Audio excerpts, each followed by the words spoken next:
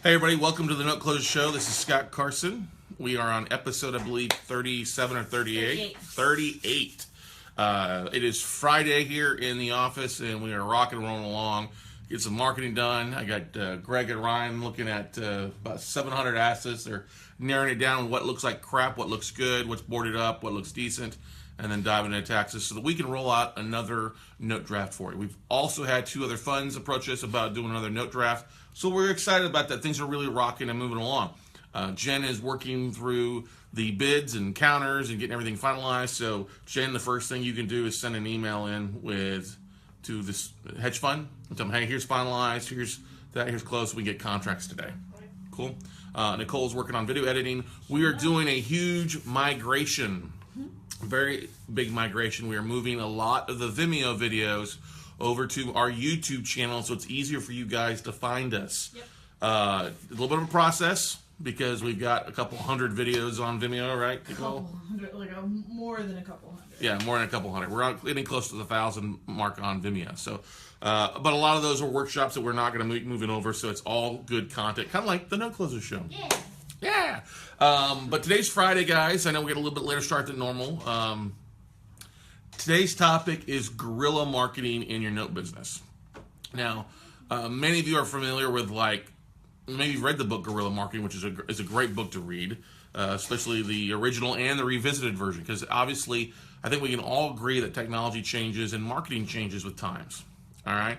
So if you're a note investor, many of you are used to me talking about, or if you've heard me speak about this, about making sure you've got your database and your email is your lifeblood and your heart and beating the heart of your marketing, because you should be marketing out on a daily basis or a weekly basis at the least. Many of you have heard me talk about the sales success ratio, where basically 80% of sales are made after the 5th contact. Well, with guerrilla marketing, we're very familiar with that here in Austin, Texas. You go downtown here, and on the construction walls, you'll see posters for bands or events, flyers. Especially with a lot of local real estate investors, they're doing like bandit signs. You may be familiar with those as guerrilla marketing. Those items don't necessarily work in the note arena because you're doing stuff all across the country for the most part. Now, if you are buying in your local neck of the woods or state or cities like Ohio, Michigan, maybe even Florida, that may work to attract buyers for the REO or the asset, which is great. But it's not an effective use to find a note investor. All right. So some of the great ways that you can use to find note investors. This is important. You may want to grab a piece of paper and a pen to jot this down, or obviously come back and rewatch this at a later time. So make note of what time in the video it is, because this is an important aspect of what we're going to be covering. So I'm a big proponent. There are other websites out there that you can market to that are absolutely free to drive potential buyers to your website or to your deals. Let me give you guys an example. Many of you are familiar with Craigslist. Now, Craigslist is kind of at its ups and its downs. I still think Craigslist is a great way to market to out-of-state investors. A big feature, though, of Craigslist is you want to post either in the real estate section or the services section, like financial services section for your note investors. And you want to be very clear and highlight that this is not a property they're buying, it is a distressed mortgage. Because if you don't, you will have a ton of people calling you to buy the house, and you're not necessarily selling that house. Now, if you're selling an REO, it's a different story. But this is a great way to raise capital in other markets. All right? Particularly areas where the cost of living is so expensive, people may have some money saved, but they may not be able to buy an asset in their neck of the woods, i.e. California, Northern, Southern California, New York, New Jersey, some of those areas. They're looking for places to invest in, especially active real estate investors. We have used this. I know several realtors have used this for years here in Austin, Texas, attracting California buyers, where they'll take a video or an image of the property and the details, and they'll post it in LA County or Orange County, San Diego, or Marin County up by San Francisco, because there's plenty of real estate investors up in those neck of the woods looking to invest in areas, and usually they're knowledgeable about other markets and that they can get a better ROI for themselves. Okay, so that's a great way. We've used it a lot. We will probably use that a little bit with some of these notes that haven't gotten bids on, going forward. All right. So Craigslist. You can also use Backpage. Backpage is another website, kind of like an information thing. It's a different version, I guess you say, Craigslist. What I like about Backpage is you can post the same ad there across multiple areas, multiple cities at any given time, and it's kind of nice. You can post it for 7 days. It's not as robust as Craigslist, but still, it's another way to be a little bit different on your guerrilla marketing. Okay. Another website that some people use or most people don't know about is ActiveRain.com. Now, ActiveRain was just recently bought, I believe, about a few months ago, 6 months ago, by the largest Keller Williams agent. He bought it from Trulia. Now, ActiveRain was a Trulia website. It was designed to bring real estate professionals together: realtors, mortgage brokers, attorneys, real estate educators, stagers, insurance agents, all literally about like 20 different classifications of real estate focused individuals together. It's a free website for you to go on to and join, and they give you points for logging on and putting blogs. It's really a very active community on that stuff. But it is about 90% based just on realtors. Well, what do you have with realtors? Well, realtors often represent cash buyers. So we have used the blog part of ActiveRain to drive investors. I noticed that when I posted some of my blogs on there, I've gotten 50, 100, 200 hits. And what's great, ActiveRain notifies you when you go over the 50 click mark. So it is very active. Now, the nice thing about ActiveRain that we will go to with this, the ones we don't have bids on, is we'll be sending out direct referrals. Hey, we have a deal in your neck of the woods. Okay. You have a prospective buyer or investor in your neck of the woods who might be interested in that. So that's one thing we focus on. That's why, Nicole, I have you breaking down that video so we can add that to the face. So we're talked about Craigslist, Backpage, ActiveRain are places most people don't market. Now, meetup.com, many people are familiar with that for going out and networking. They aren't always familiar with the different message boards that often these individual meetup groups have. Now, you don't have to be a member. Like, I'll give you an example. I was just in at the Baltimore BWI meetup. Great group. They've got one of the largest real estate meetup memberships. They got over somewhere between 4,400 and 5,000 members on their online meetup. That's a huge group. Okay. And they got a very active discussion board. Okay. That's a great place to post. It doesn't cost you anything to join there, even if you're not from there. Okay. Now, they had 100 plus, maybe 100 people show up for their first meeting, which is great. They probably have a smaller, about 1,000 people that are active, which is great, but that's still a great way to market. You've got deals or deal availability, and most people don't do that. They'll post an email. They may go to Facebook and post something, which is very normal, but then they don't do a lot of the guerrilla marketing that you can actually copy, paste, really, or copy it and tweak it a little bit to make things happen. Now, another great place to market is also on LinkedIn, but more so, I would say LinkedIn groups.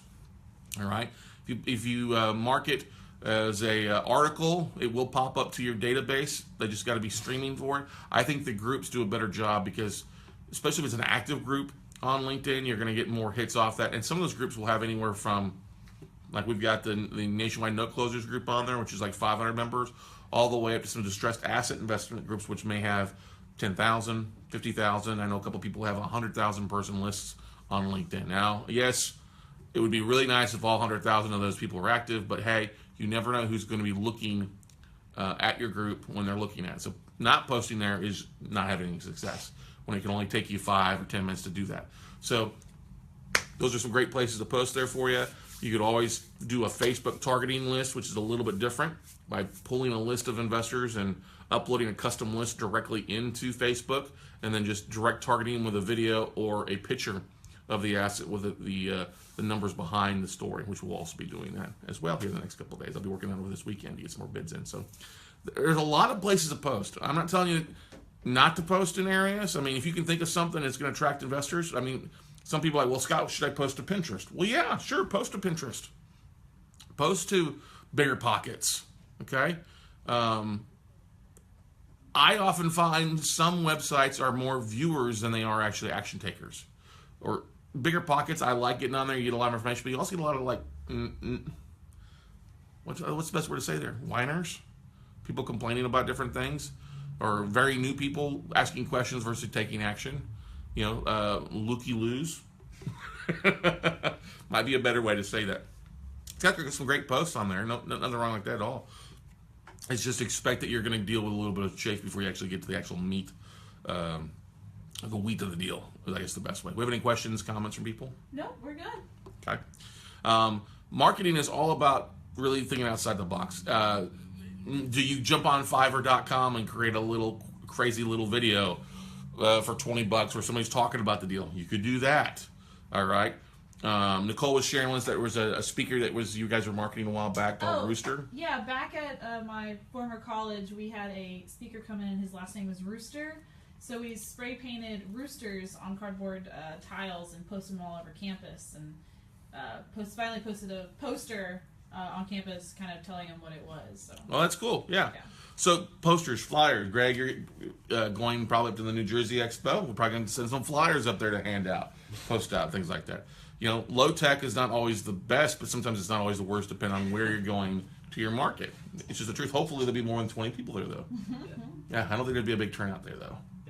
Yeah, because we were looking to go, and I'm talking to people like, yeah, we're not going. I'm like, it's not going to be good. Anyway, but there's also crazy, like our logo. Sometimes our logo. Like I was driving in the parking lot here last night, and the light was on in the office, and I could see the green and white banner and the Note Camp banner on the wall. I was like, that looks pretty sharp. You know, people drive by. Steph says she drives by here and sees Uncle Sam half the time. You know, billboard marketing is so... you know, you're familiar with that, driving down the road and stuff like that. Or even paper advertising, putting an ad in the paper.